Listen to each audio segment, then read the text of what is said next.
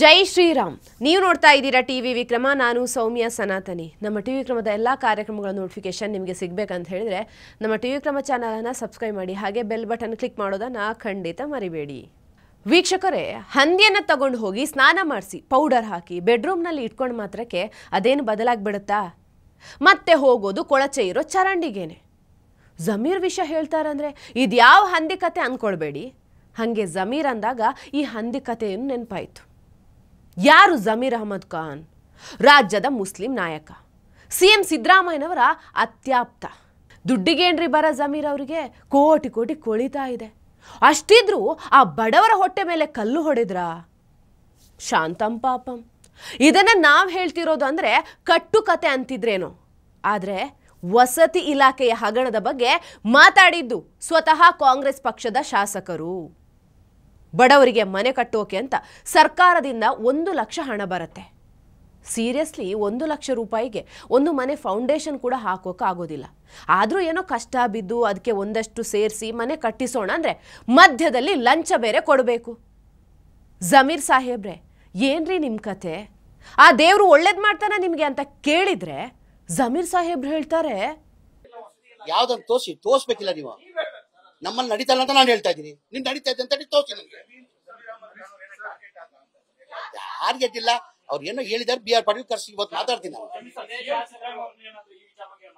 CM ಅವರು phone ಮಾಡಿದ್ರು, ನಾನೆಲ್ಲ ಮಾಹಿತಿ ಕೊಟ್ಟಿದ್ದೀನಿ ಅವ್ರಿಗೆ. ಆತರ ಯಾವ್ದು ನಡೆದಿಲ್ಲ ಸರ್ ನಮ್ಮಲ್ಲಿ. ಆಮೇಲೆ ಹೇಳ್ದಲ್ಲ ಬಸ್ಸು, ಆ ಬಡವ್ರ ಮನೆಯಲ್ಲಿ 5-10 ಸಾವಿರ ರೂಪಾಯಿ ತಗೊಂಡ್ರೆ ಅಷ್ಟು ದಲಿತರ ನನ್ಗೆ ಬಂದಿಲ್ಲ. ಆಮೇಲೆ ನಾವು ಯಾರಿಗೂ ಇರ್ಲಿ, ನನ್ಗಿಲ್ಲ, ನಂಗಂತೂ ಆ ದಲಿತರ ಬಂದಿಲ್ಲ. ಬಡವರು ದುಡ್ಡು ತಗೊಂಡು ಜೀವನ ಮಾಡೋದು, ನಂಗಂತೂ ಆ ದಲಿತರ ನನ್ಗೆ ಬಂದಿಲ್ಲ. ಆಮೇಲೆ ಎನಿಬಡಿ, ನಾನ್ ಬಿಟ್ಟು ಎನಿಬಡಿ ಹೇಳ್ತಾ ಇರೋದು, ಅವ್ರು ಏನಾರು ತಗೊಂಡಿದ್ ಮಾಡಿದ್ರೆ ಹುಳ ಬಿದ್ದು ಸಾಯ್ತಾರೆ. ಅವ್ರ ಮಕ್ಕಳು ಶಾಪ ತರಬೇಕು.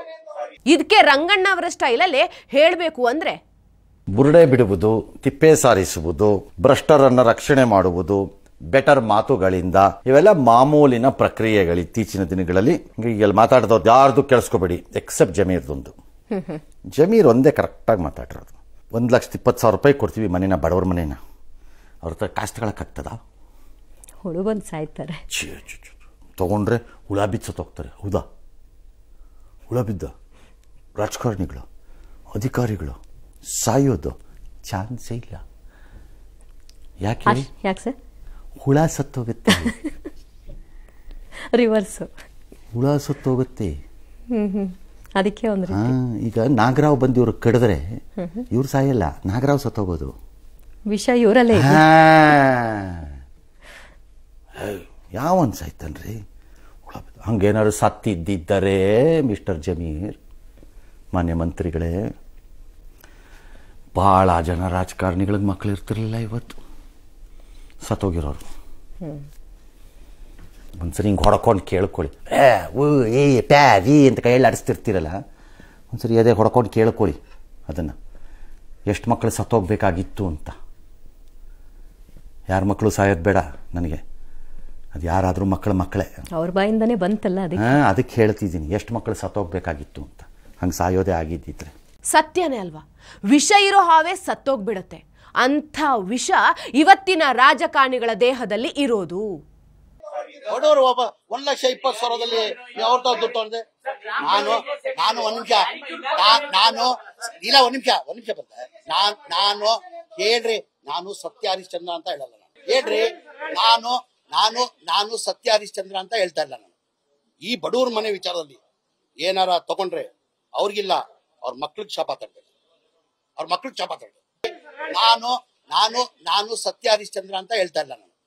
ಈ ಬಡವ್ರ ಮನೆ ವಿಚಾರದಲ್ಲಿ ಏನಾರ ತಗೊಂಡ್ರೆ ಅವ್ರಿಗಿಲ್ಲ, ಅವ್ರ ಮಕ್ಳಿಗೆ ಶಾಪ ತರಬೇಕು. ಜಮೀರ್ ಸಾಹೇಬ್ರೆ, ನೀವು ಸತ್ಯ ಹರಿಶ್ಚಂದ್ರ ಅಲ್ಲ ಅನ್ನೋದು ನಮಗೂ ಗೊತ್ತಿದೆ.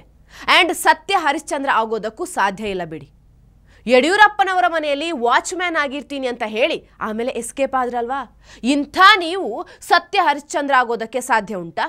ಯಡಿಯೂರಪ್ಪ ಅವ್ರು ಮುಖ್ಯಮಂತ್ರಿ ಆದ್ರೆ ನಾನು ರಾಜಕೀಯದಿಂದ ನಿವೃತ್ತಿ ತಗೊಂತೀನಿ.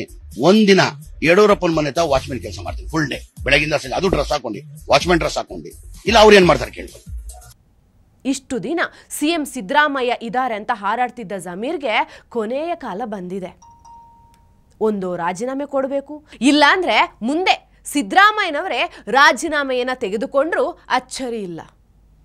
ಈಗಾಗಲೇ ಕಾಂಗ್ರೆಸ್ ಶಾಸಕ ಬೇಳೂರು ಗೋಪಾಲಕೃಷ್ಣ ಹಾಗೆ BR ಪಾಟೀಲ್ ಜಮೀರ್ ರಾಜೀನಾಮೆ ಕೇಳ್ತಾ ಇದ್ದಾರೆ. ಏನಂದ್ರೆ ಇವತ್ತು ಒಬ್ಬ ಹಿರಿಯ ಸದಸ್ಯರು ಇವತ್ತು ಏನು ಅಪಾದನೆ ಮಾಡಿದ್ದಾರೆ, ನನ್ನ ಲೆಕ್ಕ ಇದೇನಾದ್ರು ತನಿಖೆ ಮಾಡಿ ಅದು ತಪ್ಪಿಸೋ ತರ ಮಂತ್ರಿ ರಾಜೀನಾಮೆ ಕೊಡೋದು ಒಳ್ಳೇದಾಗುತ್ತೆ ನನ್ನ ಲೆಕ್ಕ. ಇದರಲ್ಲಿ ಎರಡು ಮಾತಿಲ್ಲ ಇದರಲ್ಲಿ.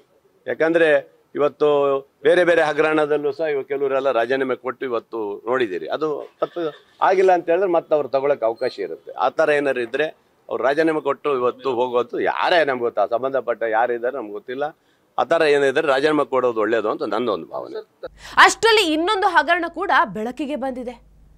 ರಾಜ್ಯದ ವಸತಿ ಮತ್ತು ವಕ್ಫ್ ಖಾತೆಗಳ ಸಚಿವ ಜಮೀರ್ ಅಹಮದ್ ಅವರು ಪ್ರತಿನಿಧಿಸ್ತಾ ಇರುವಂತಹ ಚಾಮರಾಜಪೇಟೆ ವಿಧಾನಸಭಾ ಕ್ಷೇತ್ರದಲ್ಲಿ 47 ಕಾಮಗಾರಿಗಳನ್ನು ನಯಾ ಪೈಸೆಯಷ್ಟು ಸಹ ನಿರ್ವಹಿಸದೆಯೇ 2 ಸಲ ಹಣ ಬಿಡುಗಡೆ ಮಾಡಿಸ್ಕೊಂಡಿದ್ದಾರೆ. ವರೆ ವಾ ಜಮೀರ್ ಸಾಬ್, ಲಾಟ್ರಿ. ಅಲ್ಲ ಜಮೀರಣ್ಣ, ನಿಮ್ಗೇನು ಕಡಿಮೆ ಆಗಿತ್ತು ಅಂತ? ನಿಮ್ದೇ ಕ್ಷೇತ್ರದ ರಸ್ತೆ ಚರಂಡಿಯಲ್ಲೂ 55 ಕೋಟಿ ಸ್ಕ್ಯಾಮ್ ಮಾಡೋಕೆ ಹೊರಟಿದ್ದೀರಲ್ವಾ? ಆ ದೇವರು ನಿಮಗೆ ಒಳ್ಳೇದು ಮಾಡ್ತಾನ? ಕೆಲಸ ಮಾಡಿಸದೆ ನಕಲಿ ಬಿಲ್ ಸೃಷ್ಟಿ ಮಾಡೋದು, ಲೂಟಿ ಮಾಡೋದು. ವಸತಿ ಹಗರಣ ಆಯಿತು, ಈಗ ಕಾಮಗಾರಿ ಮಾಡದೆ 55.32 ಕೋಟಿ ದರೋಡೆ. ಎಲ್ಲೋಗ್ತಿದೆ ಹಾಗಾದ್ರೆ ಈ ಕೋಟಿ ಹಣ? ಈ ಸ್ಕ್ಯಾಮ್ನಲ್ಲಿ ಅಧಿಕಾರಿಗಳು, ಇಂಜಿನಿಯರ್ಗಳು, ಕಾಂಟ್ರಾಕ್ಟರ್ಗಳು ಕೂಡ ಭಾಗಿಯಾಗಿದ್ದಾರೆ ಅನ್ನೋ ಆರೋಪ ಕೂಡ ಇದೆ.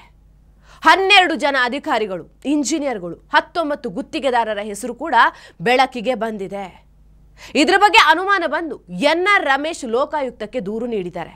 ಸದ್ಯದಲ್ಲೇ ಈ ಆರೋಪದ ಮೇಲೆ ಲೋಕಾಯುಕ್ತದಲ್ಲಿ FIR ಆಗತ್ತೆ. ಜೊತೆಗೆ ಕೋಟಿ ಹಗರಣದ ಹಿನ್ನೆಲೆ EDಯಲ್ಲೂ ದೂರು ದಾಖಲಾಗೋದು ಕನ್ಫರ್ಮ್ ಆಗಿದೆ. ಜಮೀರ್ ಟೈಮ್ ತುಂಬಾ ಖರಾಬಾದಂಗೆ ಕಾಣಿಸ್ತಾ ಇದೆ. ಅವರೇನೋ ಪಾಪ ಸಿದ್ದರಾಮಯ್ಯ ಸಾಹೇಬ್ರು, ನಮ್ಮ ಸಿದ್ದರಾಮಯ್ಯ ಸಾಹೇಬ್ರು ಅಂತ ಹಿಂದೆ ಮುಂದೆ ಅಲೆದಾಡ್ತಾ ಇದ್ರು. ಆದರೆ ಈಗ ನಾಳೆ ಜಮೀರ್ ಜೈಲಿಗೆ ಹೋಗೋ ಪರಿಸ್ಥಿತಿ ಬಂದರೆ ನಮಗೂ ಅವನಿಗೂ ಸಂಬಂಧವೇ ಇಲ್ಲ ಅಂದರೂ ಅನ್ಬಹುದು. ಅಷ್ಟಕ್ಕೂ ಜಮೀರ್ ಸಾಹೇಬ್ರೆ, ಯಾಕೋ ಇದು ನಿಮ್ಮ ಪಕ್ಷದವರದೇ ಕೈವಾಡ ಇರಬಹುದು ಅಂತ ಡೌಟ್ ನನಗೆ. ನಿಮ್ಮನ್ನ ಹೀಗೆ ತಗ್ಲಾಕ್ಸೋದಕ್ಕೆ ಯಾಕೆ DKಶಿ ಅವರ ಬಣ ಇದನ್ನು ಬಯಲು ಮಾಡಿರಬಾರ್ದು? ಸ್ವಲ್ಪ ಹಿಂಗೂ ಯೋಚನೆ ಮಾಡಿ ಆಯ್ತಾ? ಟಿವಿ ವಿಕ್ರಮ, ದೇಶ ನಿಮ್ಮ ಕೈಯಲ್ಲಿ. ಈ ಕಾರ್ಯಕ್ರಮ ನಿಮಗೆ ಇಷ್ಟ ಆಗಿದ್ದಲ್ಲಿ ಲೈಕ್, ಶೇರ್ ಹಾಗೂ ಕಮೆಂಟ್ ಮಾಡಿ. ಟಿವಿ ವಿಕ್ರಮದ ಕಾರ್ಯಕ್ರಮಗಳನ್ನು ನಿರಂತರವಾಗಿ ವೀಕ್ಷಿಸಲು ಸಬ್ಸ್ಕ್ರೈಬ್ ಮಾಡಿ, ಬೆಲ್ ಐಕನ್ ಒತ್ತಿ.